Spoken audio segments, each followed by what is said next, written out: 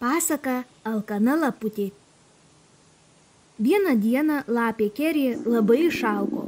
Jie išėjo į mišką ieškoti maisto, bet nerado nieko valgomo. Prie vieno medžio ji pamatė voverę Rerę, gliaudančią riešutą.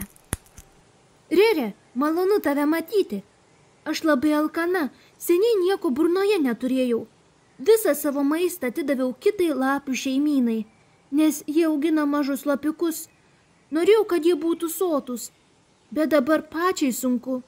Gal galėtum pasidalinti riešutu? Paklausė lapė Kerė. Ne, šie riešutai mano ir aš tikrai nesidalinsiu. Pati kalta, kad savo maistą išdalinai.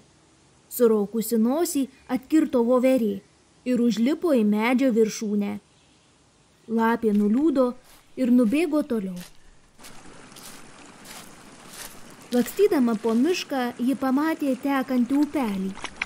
Priėjusi, pradėjo lakti vandenį. Gerdama, ji pamatė mešką, kuri kitoje pusėje valgė žuvį. Laputei Kerė iš laimės net akys nušvito. Jis skuodė per tiltą ir pribėgo prie meškos. Meškutė Koko, gal gali pasidalinti žuvimi? Aš labai alkana, nedrąsiai paprašė ji. Meška nusišypsojo ir atsakė. Žinoma, su draugais visada reikia dalintis. Imk, kiek tik nori.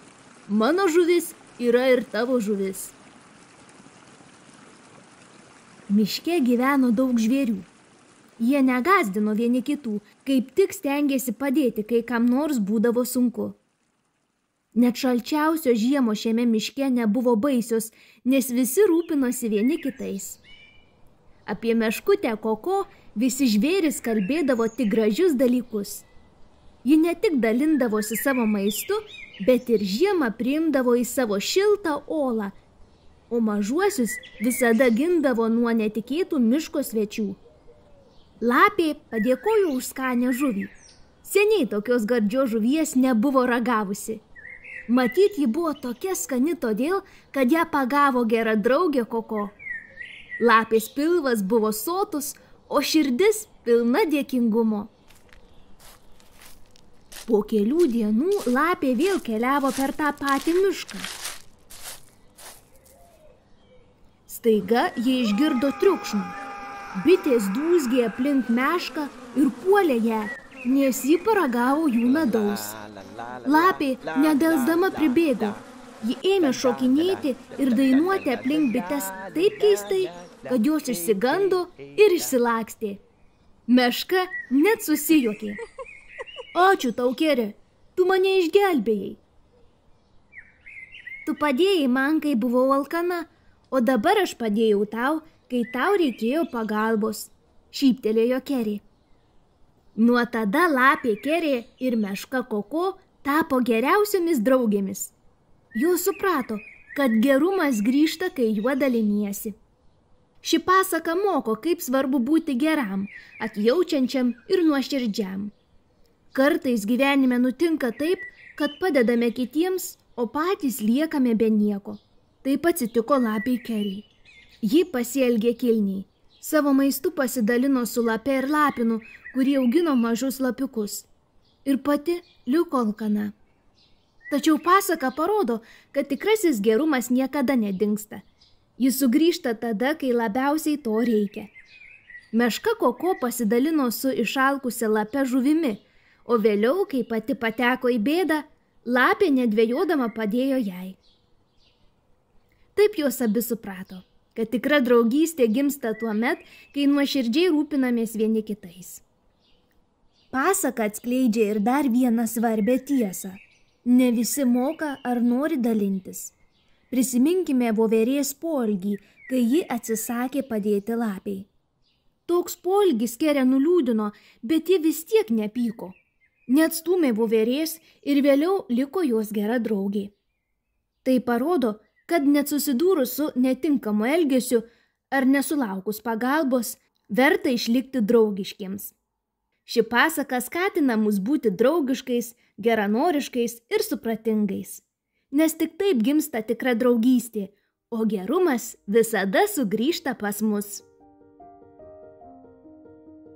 Dabar metas pasitikrinti, kaip mums sekėsi klausytis pasakėlės. Pažiūrėkime, kiek prisimename. Pirmas klausimas. Kodėl lapė Kerė išėjo į mišką? A. Ieškojo draugų. B. Ieškojo maisto. C. Ieškojo naujos audros.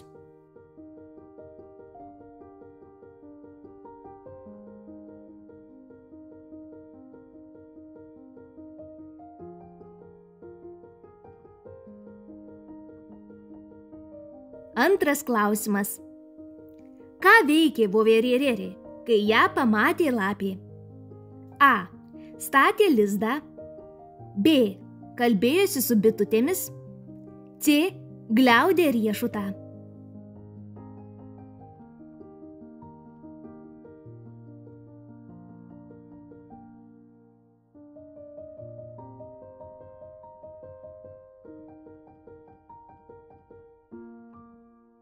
Trečias klausimas.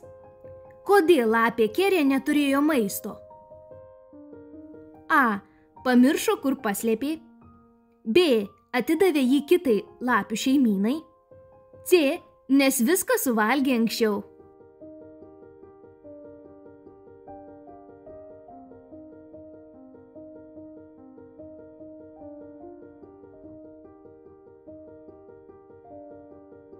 Ketvirtas klausimas. Ką lapė pamatė prie upelio? A. Briedį, kuris rinko grybus. B. Mešką, kuri valgė žuvį. C. Bebrą, kuris statė užtvanką.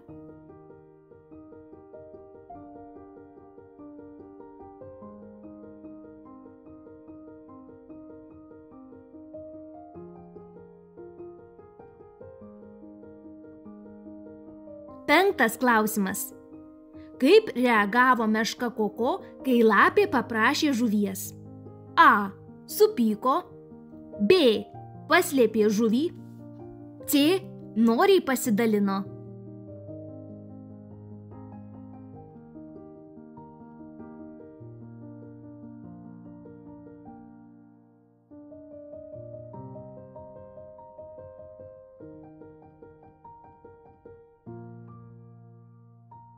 Šeštas klausimas. Ką meška daro žiemą, kai kitiems sunku? A. Įskrenda į šiltus kraštus. B. Priima kitus gyvūnus į savo uolą. C. Užmiega žiemos miegu.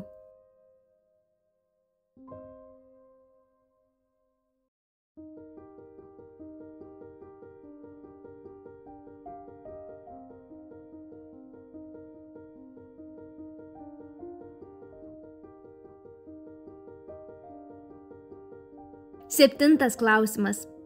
Ką padarė lapė, kai mešką puolė bitės? A. Pabėgo. B. Šokinėjo ir dainavo, kad išvaikytų bites. C.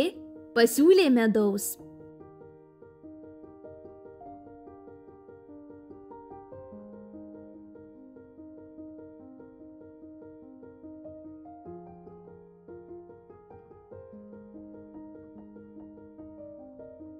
Aštuntas klausimas.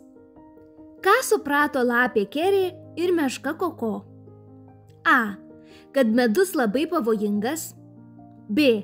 Kad reikia slėpti maistą. C. Kad gerumas grįžta, kai juo daliniesi.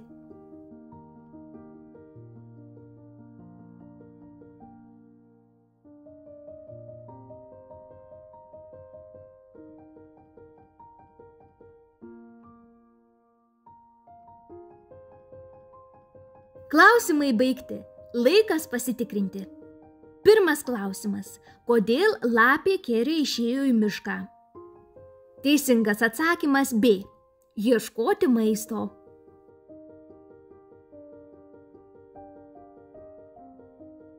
Antras klausimas. Ką veikė voverė Rerė, kai ją pamatė lapė? Teisingas atsakymas C. Gliaudė riešutą.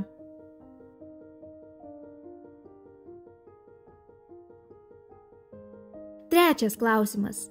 Kodėl lapė Kerė neturėjo maisto? Teisingas atsakymas B. Atidavė jį kitai lapių šeimynai.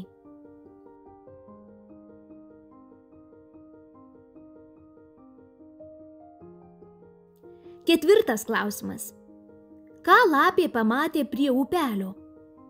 Teisingas atsakymas B. Mešką, kuri valgė žuvį.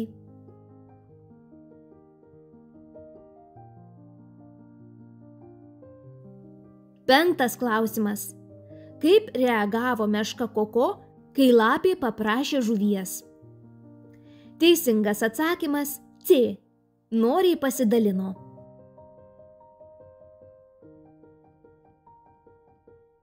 Šeštas klausimas. Ką meška daro žiemą, kai kitiems sunku? Teisingas atsakymas B. Priima kitus gyvūnus į savo olą. Septintas klausimas. Ką padarė lapė, kai mešką puolė bitės? Teisingas atsakymas B. Šokinėjo ir dainavo, kad išvaikytų bites.